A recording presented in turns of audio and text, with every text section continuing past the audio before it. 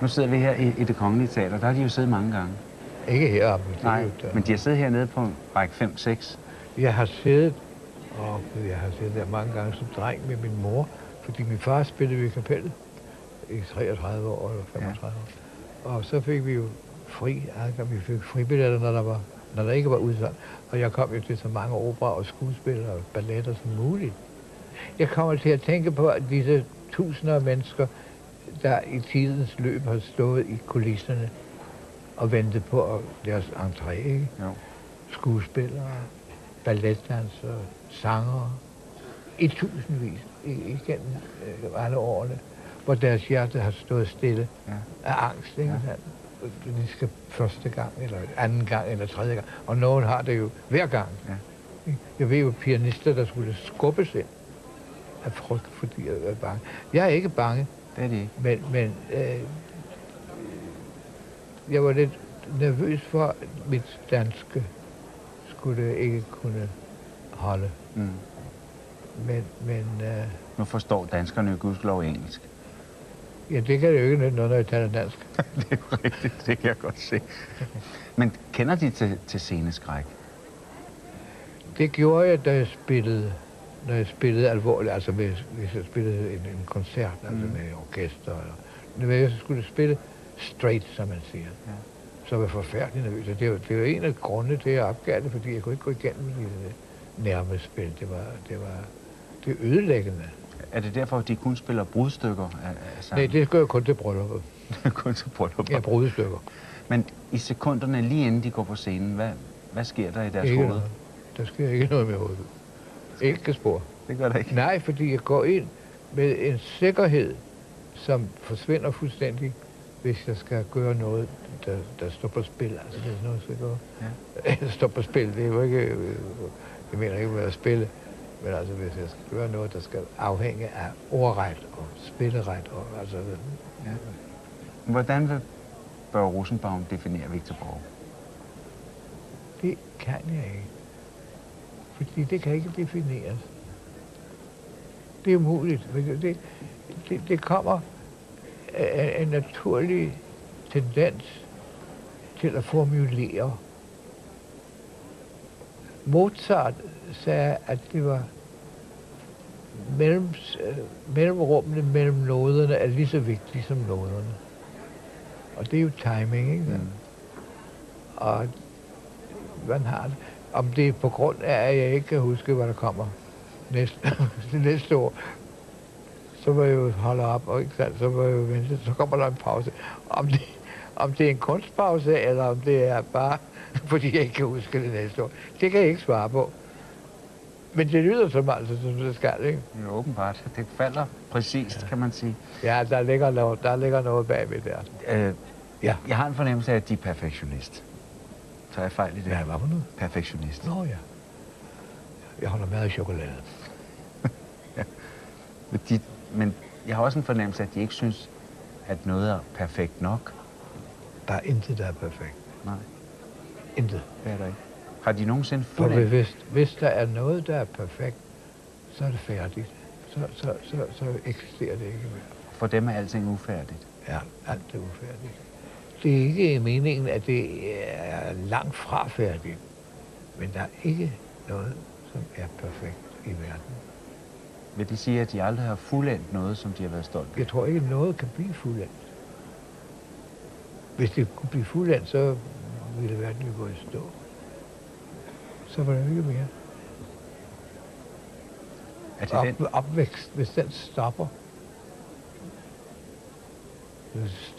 at vokse, ja, så er man færdig, og så dør man, så er det færdigt. Det er jo ikke perfekt. Man bliver ikke perfekt, fordi man bliver gammel. Nej, man bliver måske mere færdig. Det kan man gøre, når man er over også. Kan man det? Ja, meget. Ja. Men mange gange. Men er det den fornemmelse af at hele tiden arbejde, der er sådan et Sisyfos-myte i det, at man ruller stenen op, man når aldrig helt op til toppen, og det er kampen op. Er det hele den? Kampen, om den er på landevejen, eller den er op eller ned, alt er jo en slags kamp. Ikke? Alt, der skal overvindes med en kamp. Ikke? Om det er let eller hvad. Jeg har jo altid sagt det. Jeg har altid sagt det, der er jo sikkert mange andre, der har. At når man når toppen på bjerget, hvor lang tid det indtager, så opdager man, når man endelig kommer derop, at der er et bjerg bagved, der er højere. Og det er vist det, jeg mener. Er det så det, der får dem til at blive ved Nej. og perfektionere deres show? Jeg tror ikke, det er analyseret på den måde. Jeg kan ikke analysere det, fordi jeg gør det automatisk. Det gør de. Jeg har ingen plan om at holde op. Jeg har ingen plan om at begynde at fortsætte. Jeg har ingen plan i den der. Så længe mit helbred tillader, så gør jeg, hvad mit helbred tillader mig at gøre. Tænke, tale, elske. Jeg elsker 12 gange om dagen. Jeg elsker naturen, jeg elsker hunde, jeg elsker mennesker, jeg elsker træer, juletræet. Jeg elsker naturen, jeg elsker at se ud over vandet, jeg elsker at se månen, og solen står op om morgenen. Ikke? Vi bliver forelsket i alt muligt. Det er jo en guddommelig evne at have. Ja, det kan være. Og det er vel en guddommelig evne at kunne give videre? Det tror jeg er det bedste, jeg har til at tilbyde. Men der har også været mennesker, som ikke har forstået det. Det er der jo stadig. Altså forstået det og forstået det. Det er jo ikke noget, man skal forstå i den forstand.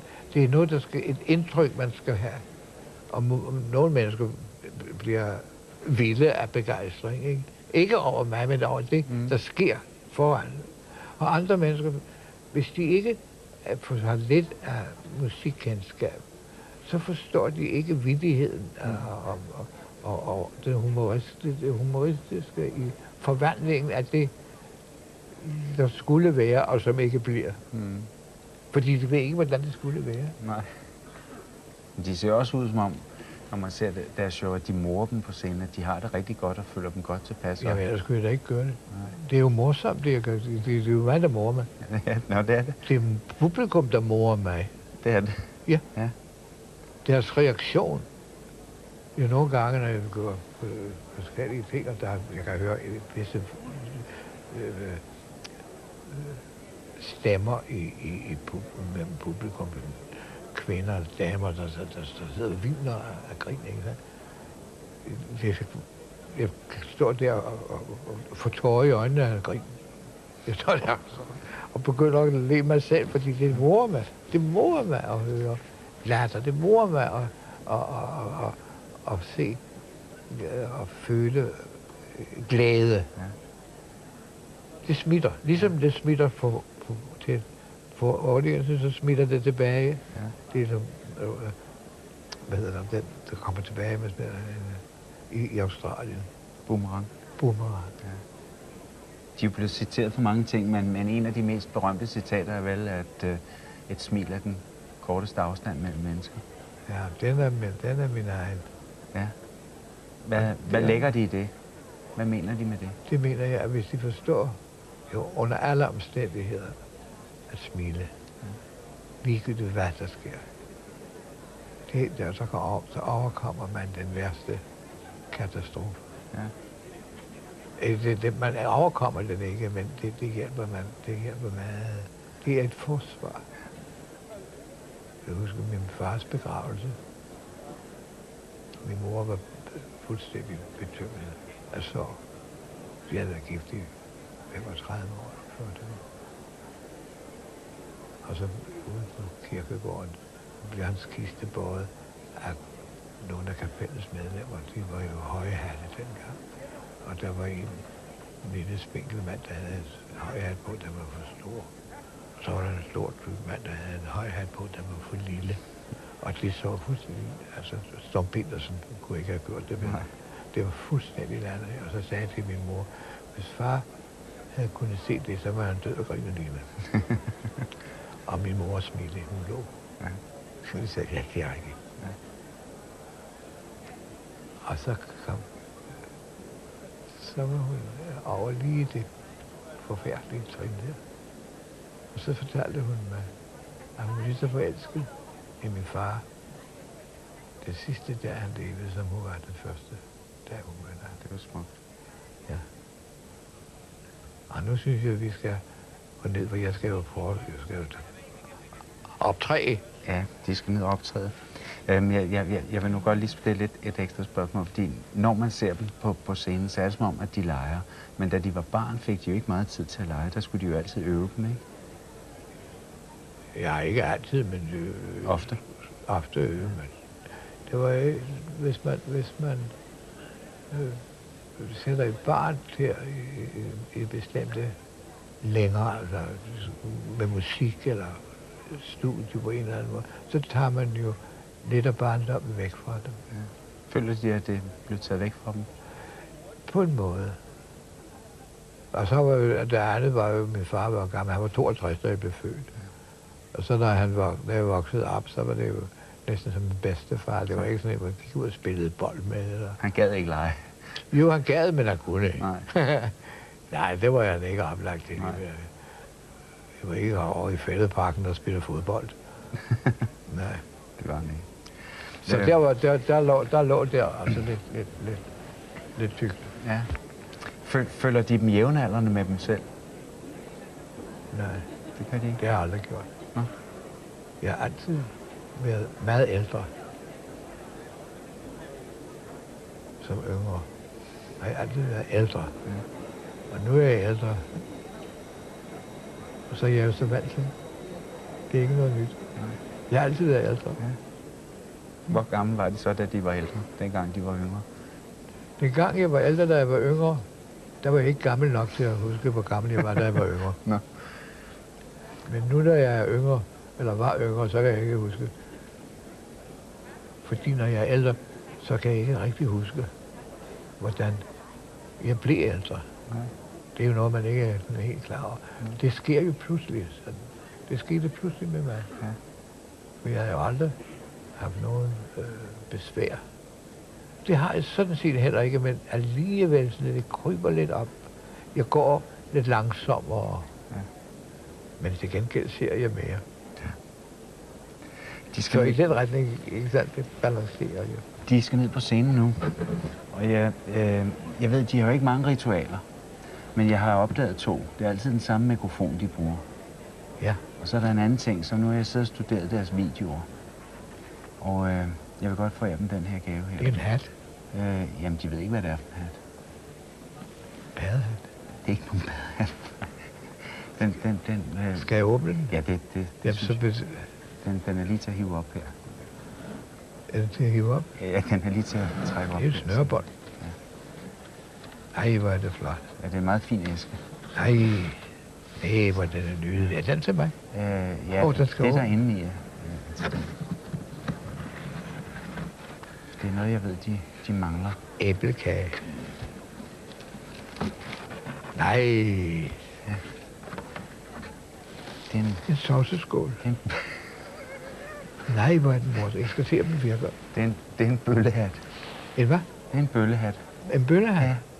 Det er sådan en, jeg ved, de har haft den på i alle de videoklip, jeg har set, og jeg har forstået på Kaiser, at den senere er bortkommet. Så jeg synes, de skal have en ny. Er den ny? Den er helt ny, ja. Jeg vil have æsken. Ja, den vil jeg godt have igen. Ja, det kan jeg. Ja, det er også med. Der er ikke noget, der er perfekt. Nej, det har jeg jo også lige sagt. Der kan jeg selv se. Nej, det er en dejlig hat.